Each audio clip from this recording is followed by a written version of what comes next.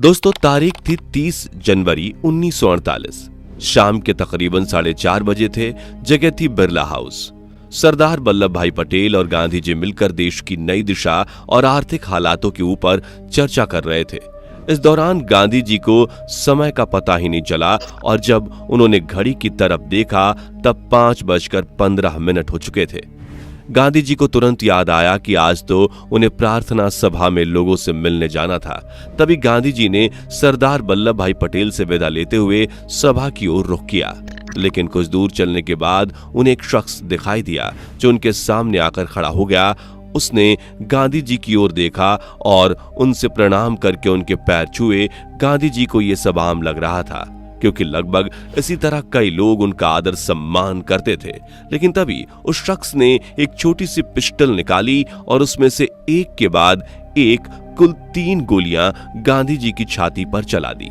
आसपास कोई भी समझ नहीं पाया कि ये क्या हुआ और गांधी जी के मुंह से सिर्फ एक ही शब्द निकला, हे राम, जो उनके मुख से निकलने वाला आखिरी शब्द भी बन गया, क्योंकि इसके बाद वो तुरंत बेहोश होकर जमीन पर गिर गए और कुछ समय बाद ही उनकी मृत्यु हो गई।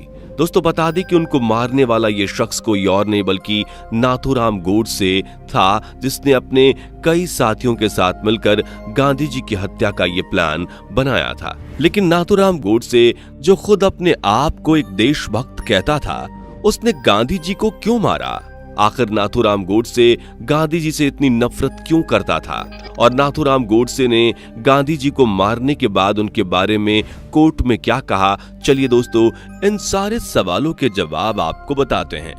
दोस्तों, जब 30 जनवरी 1948 को बिरला हाउस से निकलने के बाद गांधी जी जा रहे थे, तब गोडसे ने गांधी जी पर 3 गोलियां चलाई। अब क्योंकि ये गोलियां काफी पास से चलाई गई थीं, इसलिए 2 गोलियां तुरंत गांधी जी के शरीर को पार करके पीछे से निकल गईं, जबकि एक गोली उनकी हड्डियों में फंस गई थी, जिसके बाद काफी ज्यादा खून बहने के कारण गांधी जी कुछ ही सेकंड्स में बेहोश होकर गिर जाते हैं। और जब तक उन्हें बिरला हाउस में देखभाल के लिए ले जाया जाता है, तब तक गांधी जी की मौत हो जाती है।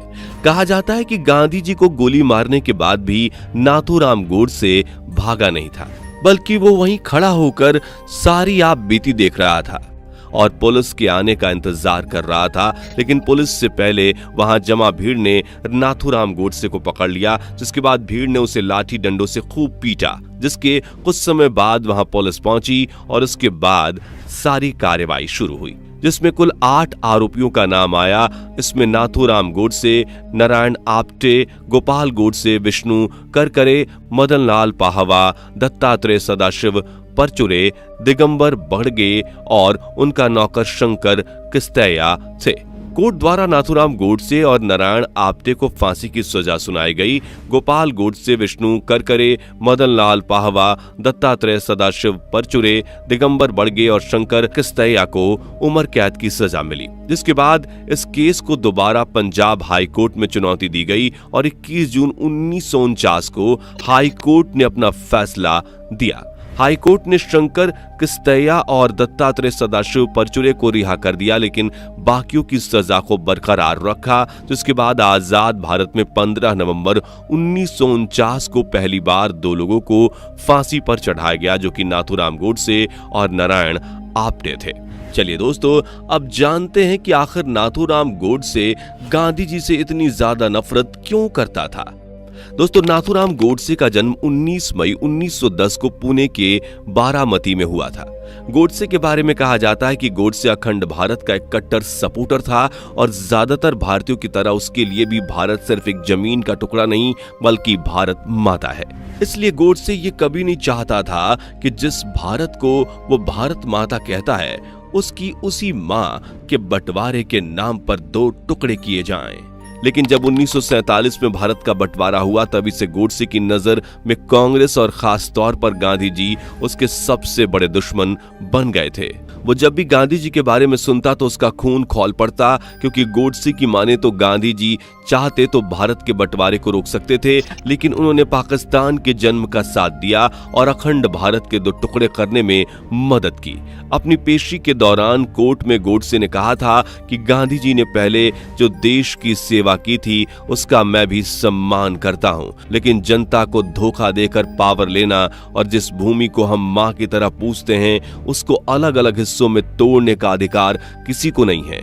मेरी नजरों में गांधी ने देश को भेदा है, और क्योंकि उनके अपराधों के लिए दंड के लिए कोई कानून या न्यायालय मौजूद नहीं था, इसलिए मैंने उन्हें खुद दंड देते हुए गोली मारी। और मैं साहसपूर्वक कहता हूं कि गांधी जो चाहते थे वो करने में असफल रहे, क्योंकि उनके कारण अखंड भारत के टुकड़े हुए, जिसमें करोड़ों हिंदुओं को पलायन और तबाही का सामना करना पड़ा। इतना ही नहीं, बल्कि कोर्ट में गोडसे ने सभी के सामने कहा कि मुझे अपने किए पर जरा सा भी पछतावा नहीं है। मैं भी पहले गांधी की तरह अहिंसा में ही विश्वास करता था, लेकिन बाद में मुझे समझ आया कि सम्मान, कर्तव्य और अपने देश के लिए हमें कभी कभी अहिंसा के सिद्धांत को छोड़ना पड़ता है। अंत में गोडसे ने कोर्ट में कहा कि मैं चाहूंगा कि जब तक सिंधु नदी भारत के ध्वज के नीचे से ना बहे तब तक मेरी अस्थियों का विसर्जन ना किया जाए। गोडसे के बारे में कहा तो ये भी चाहता है कि गोडसे हमेशा से गांधी जी से इतनी नफरत नहीं करता था, बल्कि 1930 तक तो गोडसे ने गांधी जी को सपोर्ट भी किया और उनके अहिंसा के संदेशों को देश में फैलाने में भी मदद की। लेकिन गांधी जी के पास जैसे जैसे पावर हाथ में आती गई, उन्होंने ऐसे कई फैसले लिए जो गोडसे को बिल्कुल भी पसंद नहीं आए, क्योंकि गोडसे का मानना था कि गांधी जी के ये फैसले देश में मौजूद बहुसंख्यक हिंदू समाज के विरुद्ध हैं। इसके बाद से धीरे धीरे गांधी जी के बारे में गोडसे के विचार पूरी तरह से बदल गए, और जब अखंड भारत के बहुसंख्यक हिंदुओं से बिना पूछे भारत माता कही जाने वाली देवभूमि को दो हिस्सों में बांट दिया गया, उसके बाद से तो गोडसे ने यह तय कर लिया कि गांधी केवल हिंदू विरोधी ही नहीं बल्कि देश विरोधी भी हैं। इसका एक उदाहरण देते हुए गोडसे कोर्ट में देश के बंटवारे के बाद हुई एक घटना का भी जिक्र करता है, जिसमें जब पाकिस्तान को भारतीय रिजर्व बैंक से 75 करोड़ दिए जाने थे, तो उसमें से शुरुआत में 20 करोड़ पाकिस्तान के बनने पर ही भारत सरकार द्वारा दिए गए, लेकिन बाकी बचे 55 करोड़ को जवाहरलाल नेहरू की सरकार ने पाकिस्तान को देने से मना कर दिया, क्योंकि पाकिस्तान इन पैसों का इस्तेमाल पाकिस्तान के सिंध प्रांत में मौजूद हिंदुओं पर आत्मघाती हमले और कश्मीर में आतंकवादी घटनाओं को अंजाम देने में कर रहा था। लेकिन उस समय भी गांधी जी भारत के सपोर्ट में आने की बजाय पाकिस्तान के सपोर्ट में आए और जवाहरलाल नेहरू और भारत सरकार से कहा कि अगर वो पाकिस्तान के 55 करोड़ रुपए नहीं देंगे तो मैं भूख हड़ताल करूंगा। दोस्तों, कुल मिलाकर कहा जाए तो नाथूराम गोडसे और गांधी जी की विचारधारा में काफी बड़ा अंतर था। दोनों ही अपने देश का भला चाहते थे, लेकिन नाथूराम गोडसे ने जो किया वो भी सही नहीं था। हालांकि कोर्ट में दी गई गोडसे की गवाही ने उस समय ज्यादातर भारतवासियों को सोचने पर मजबूर कर दिया था। वैसे दोस्तों, आपको क्या लगता है, क्या नाथूराम गोडसे ने गांधी जी की हत्या करके गलत किया या सही? अपनी राय हमसे नीचे कमेंट सेक्शन में जरूर साझा करें।